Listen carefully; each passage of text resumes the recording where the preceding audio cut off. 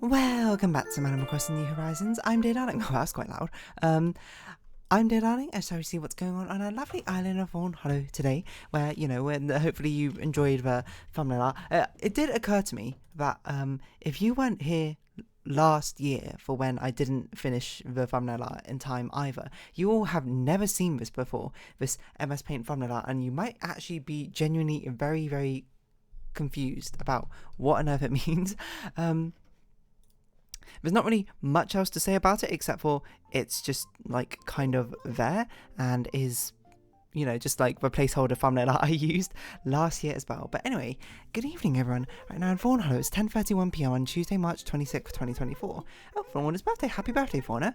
We'll make sure to get her a gift. And then after this, I need to, despite the fact it's quite late already, I need to record some, not Talos Principle, I need to record the other two, which are not Talos Principle, Paradise Killer and a bit of Kami, because I don't have them. I also completely forgot to mention, because I actually just genuinely did not realise, that this weekend is actually the Easter weekend, so it's actually much more plausible that I will find time to live stream, I think, because it means that Friday I can get done with all the stuff I need to get done, which I would usually get done on Saturday, and then Saturday I stream. Or if not that, then I'd stream on Sunday, because then I think I might be going to see Kung Fu Panda 4 this weekend. I'm not sure. That's not guaranteed. It's a big maybe and a big question mark, I suppose, written down on a piece of paper. But yes, I also probably don't have time to actually continue on thumbnail art today. But maybe then I can see how much of thumbnail art I can get done over the long weekend, this weekend in the UK. So there you go. Anywho, what are we going to talk about? I don't really know. There's this conversation I was going to talk about actually last Friday or something, but then I ended up talking about anniversary stuff, unsurprisingly, instead. But I was going to talk about this thing which one of my friends wanted credit for, I suppose, if I actually ended up talking about it. And, this is your credit, because I tend to not say my friends by name. Obviously, I tend to give away as little personal information as I can. But basically, she said, I can't remember, she shared like a TikTok or something. Like one of those stupid food TikToks, where it's basically someone made like a grilled cheese sandwich. You might have seen it, I don't know. A grilled cheese sandwich, and then they like sliced it up, like perpendicular, I suppose, to the way the slices of bread and cheese went. Like they made a stacked one. It went like bread, cheese, bread, cheese, bread, cheese, bread, cheese, and then they cut it like they rotated it 90 degrees, and then like cut it that way, and then made from those slices another grilled cheese of using that as bread and cheese and bread and cheese and bread and cheese and bread and cheese, and then they did it the last time for the final spatial dimension, to make like basically a cheese sandwich in a cheese sandwich in a cheese sandwich, which honestly, it didn't look as bad as I expected it to look after it was done. What it basically looked like was a cheese sandwich, but all the bread was like lattice, like bread. It was like a grid of bread, which is particularly interesting, I suppose. But I mean, there's like an influx, I suppose, of these sort of like stupid, not even just stupid food, but stupid crafts and sort of things, like 5-minute crafts or whatever, which are the ones that are like 5-second crafts. I don't even know, the ones which popularized it. I know that's 5-second films. That's a different thing. They're like a comedy skit, well, not skit, but like a short film YouTube channel, much more popular, I suppose, in early YouTube times, which they're honestly pretty good. What can I say? I forgot what I was going to say. completely forgot. Oh yeah, like a sort of like uprise of stupid food and stupid craft sort of thing, which every time I think about these existing, I always think back again to the CGP Grey video, the one, I think it's called Nocebo Effect or something, I don't really recall, where basically it just like points and talks about this study where not virality on the internet, but engagement with the internet and its correlation with certain emotions, and it turns out that things which cause anger get the most engagement by far, like even overtaking things which make you happy, which is crazy, I think. But anger and outrage is thus, like, if you want the most engagement for whatever you're creating, you want it to be anger inducing, and you want it to be rage inducing, you want people to see it and hate it, I suppose, which is crazy, because then people will sort of hate, like, retweet it, repost it, etc, etc, etc. And interestingly, the only emotion that they measured which had like a negative effect on spreading it was things which made you sad, which is more fascinating as well, because I feel like that's certainly quite a common sort of emotion to feel when reading a news story, because it's always like some really bad thing which happened. But I guess the bad things which happen always tend to be mixed in with a bit of outrage at the same time. And the truly sad stuff doesn't like get to the front page or etc. of a newspaper. But that's basically like what the stupid food. Well, I mean, it's sort of like a twofold thing. It's kind of what the stupid food and stupid craft is banking on, because at the end of the day, they're and actually now I think about it, there's technically like two definitions of stupid food. One just being like a terrible way to present food, right, and the other one being like an actual ridiculous food to cook or craft or craft. I don't think you ever say craft food, unless it's a craft dinner, of course, or create food in the first place. We also need to run over to Nooks if it's already closed. Okay, so we'll just give Fauna unwrapped gifts, unwrapped fruits. But yeah, I don't know if we can actually get enough by just giving her a lot of this one type of fruit. If you don't know, it's because foreign fruit is one of the best gifts you can give to an animal. Maybe not an animal, but a villager. So if you want it, just give him a wrapped fruit, not native to your island. There you go, dear darling, pro tips for you, Animal Crossing. It's kind of not a very common one. But anyway, what was I saying? What was I saying? Yeah, but stupid food and stupid crafts and that sort of thing is very much sort of trying to capitalise on that outrage in the first place. You're meant to look at it and you're meant to hate it, because then you sort of retweet it and then they get more engagement, right, and they get more revenue that way. But it's also a twofold thing where these are basically sort of like content mills, content farms, which are just trying to make as much content as possible. So I'm sure when they started out, they made legitimate like crafts and things like that, which is like, oh, this is stuff which is actually reasonably relevant, stuff which maybe is practical, which you could apply, etc, etc, etc. I do have something. It's just a load of fruit.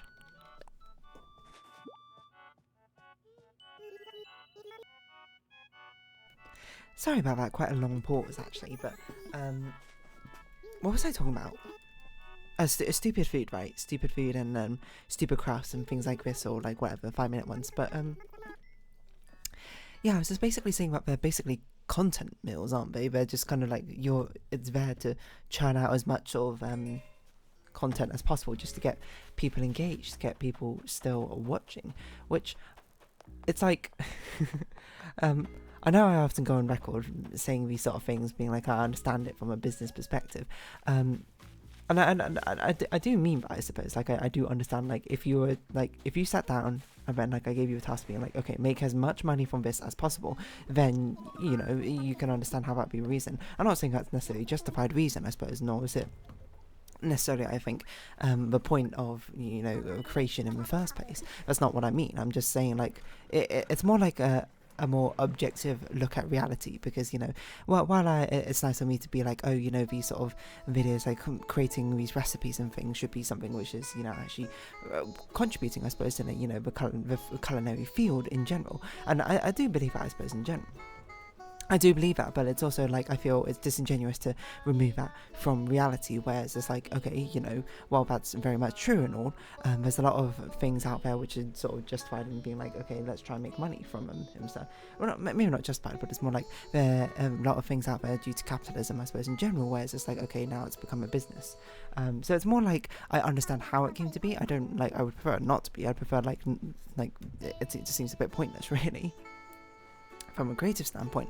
But it's like, it's not like it's just spawned out of nowhere and it's just like, oh, this literally makes no sense for you to exist, like as justification. It's literally to make as much money as possible. A boring justification nonetheless, but one that still exists, is what I'm sort of trying to say in like as many words as possible, apparently. But yeah, the only thing is, while that point stands, I suppose, ironically, in a vacuum of itself, of like the concept of just making a load of videos, there's apparently a lot of like really dangerous ones out there, aren't there? Like, what the thing is, the concept behind these videos is they're always meant to like end up looking successful, and I will say that a lot of the times they don't really, but presumably it's better if you make something and, well, actually I'm not sure if that's true, because maybe it's more outrageous to be like, hey, look, I've made something, and you know, we're going to pretend it's like the best thing you've ever seen, despite the fact it looks terrible. Like, there's one I always think about, which is like they've made like a plant pot out of concrete or something, and like not even paper mache, it was like some like mesh and wires or something like that, and it just looked terrible. It looked like it looked like a very botched job. And look, you know that Simpsons episode of Homer, and I don't know why I'm referencing the Simpsons necessarily, but he tries to make a barbecue and he just like messes it up entirely. It like kind of looks like that, I suppose, but as a concrete flower pot, and it just, you look at it and you're like, what? Why? Like, that's not even functional as a flower pot, right? But then now I think about it more, isn't that like kind of the ultimate goal? Is one, you make it, you sort of like produce it in a way that it feels like it's going to make something which is really good, and then the end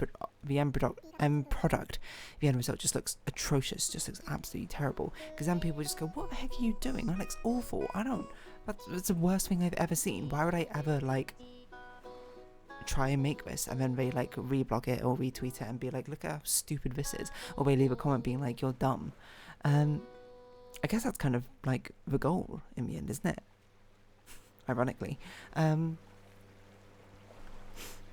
no, like the thing I was saying is that there's been like a history of things presented as safe when they genuinely like aren't. I'm trying to think of a good example, because there's this fantastic woman who's on YouTube who like covered a lot of these like 5-minute crafts, and they're just like, some of them just encouraging like really dangerous things, which I think is a real sort of far cry from the sort of like do-it-yourself sort of crafts which I grew up with, which very much, you know, this sort of genre of like art attack and TV shows.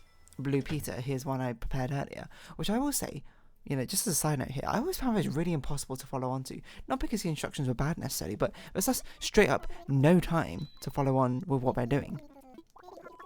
Like, I remember one of them, like, I was watching a video, I don't remember, I was like, sitting on the dining room table, I was very young, I think I was watching on, like, a small CRT CRT screen or something, like, on the kitchen counter, and it was, like, on Blue Peter, they were making this thing, at the time, I was like, wow, this is so cool, and what it basically was, like, a storage unit. It was basically a storage shelf thing, except for instead of it being a shelf with, like, you know, it's like a tea cake tray, a tiered tea cake tray, but instead of being accessible from all sides, it's sort of closed off, so you can only access it from one side, but then you can like spin the top of it and you can access the other things. It's sort of like I don't know, like what to call it, you know, like how sometimes in really fancy kitchens, like home kitchens, they'll like be like, oh, what do we do with this corner thing, like a cupboard in the corner, we can't really access it properly, and they'll put like one of these things in where you can like spin it around and you can grab things on more different sides of it.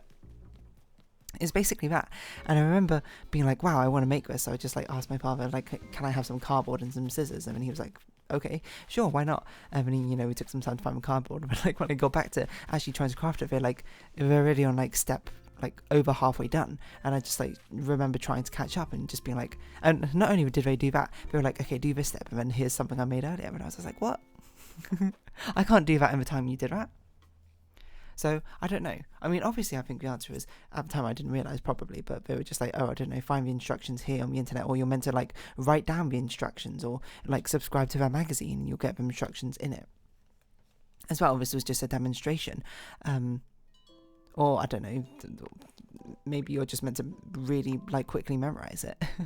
But they're always so difficult to follow on to. Anyway, so 5-minute crafts, 5-minute recipes, that sort of things. I will say, in the early heydays of the boom of these sort of things occurring, I did actually follow this like one recipe once. I think it was actually because my sister saw one, and you know, I do some baking here and there, so it's just like, oh, next time we have like a family celebration, can you try making these? And I was like, okay, I'll try making these. I remember making them, and then like I don't remember the exact details of it, but I remember at some point during the process I was like, this doesn't feel like it's going to be enough, like I can't remember what it was, like sugar or cocoa powder or something. I'm very worried that these aren't going to taste particularly good, and then I baked them and they taste meh is what I'd say. They were not nearly as exciting as they're actually were on the recipe, and I promise you I followed that recipe exactly as it was portrayed, and that's the thing, it's one of these misleading things as well, like they have no sort of obligation to tell you the truth because they're trying to make it as bite-sized as possible. I'm not going to say that necessarily they're always maliciously lying to you. Maybe sometimes they'll be out of ignorance, or like the editor made a mistake, etc, etc. But I remember just being like, I wonder if these like amounts of ingredients are correct, because this doesn't feel right. And it just like was highly meh. And maybe like when we actually made it, but like they remade it using completely different numbers for ingredients or something. Like maybe they put more baking soda in it, more chocolate and cocoa powder, and you know, completely changed up the recipe to make it actually look like I think it was like a fluffy cake like thing that you bake in a muffin tin. Is kind of what I remember. I don't really remember much more than that. Anyway, never made them again because in my opinion they were not great. And I suppose if anything I probably should have just like found my own recipe or stuff. Because that's the thing. Well, these 5-minute classes, they're just meant to be bite-sized and digestible because, you know, I suppose of our shrinking attention span. And I totally get it. It's way easier just to watch a probably 30-second video of like how to do a recipe, and that might motivate you to actually take it into action, which, if anything, I can't say that necessarily is a bad thing. But the thing is, if you just spend a little bit more time and you go find like an actual, maybe like a hobbyist chef, or like an actual chef who's got like a blog or a recipe book or something, and then you can just take their recipe from there. Yeah, sure, like their recipe is not something which you can do in 5 minutes, but I mean, a lot of the times they're going to be like pretty good, right? I don't know, it's sort of like a scourge, I suppose, by the fact that the creative for things like TikTok in the first place, but the fact of the matter is, like, full-on recipes, I don't think, well, I mean, full-on recipes can be done on TikTok, like that sort of thing, but full-on instructional things can't be contained necessarily when short form, unless whatever you're trying to achieve is something small and quickly creatable in of itself, you know? Like, I guess you'd probably carry that sort of suspicion of you in real life if it was just like, oh, you know, here, I'm going to tell you how to repair a car, and you'd be like, oh, okay, awesome, like, do you have like an instructional booklet? And I gave you like a 500-page instructional booklet. You'd be like, okay, yeah, this is probably legit, but it kind of sucks, I don't want to read this, fair enough. But if I gave you like a piece of paper with like 5 steps on it of like how to fix your car or something, surely you would have a bit of suspicion, being like, there's no way it's this easy just to fix a car or something, it's missing out so many details.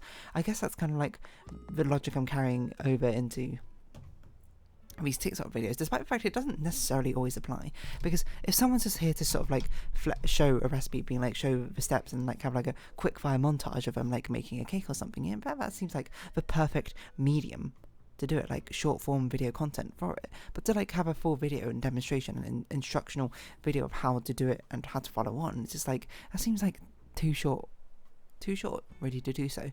Anyway, I kind of sort of like diverted from the stupid food commentary, so, you know, sorry friend, I didn't really end up talking about that cheese, the grilled cheese thing. I ended up just talking about short form instructional videos. But I don't know, there are obviously some things which can be short form instructional videos, but it's just more like the mismatch of trying to cram these long form things which should much better be in longer form into a short form, when it just doesn't, it shouldn't be. But obviously that's not where they don't care about that. Like the people who are creating this are not like, oh, we're trying to find an optimal length of creating these videos and to convey the information. They're just like, let's make videos now. So, you know, it's a bitterness, I suppose, of capitalism in the first place.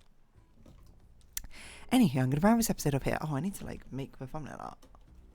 That's a bad thing, I suppose, of not doing it properly. This time is the fact that I actually need to make it each and every day. Anyway, if you have been watching, thank you very much. It's been Animal Crossing New Horizons. I've been Dear Darling. Likes, comments, subscription, shares are greatly appreciated. Socials, Discord down below. Hope we see each other again. But for now, it's our farewell. So until next time, bye-bye for now.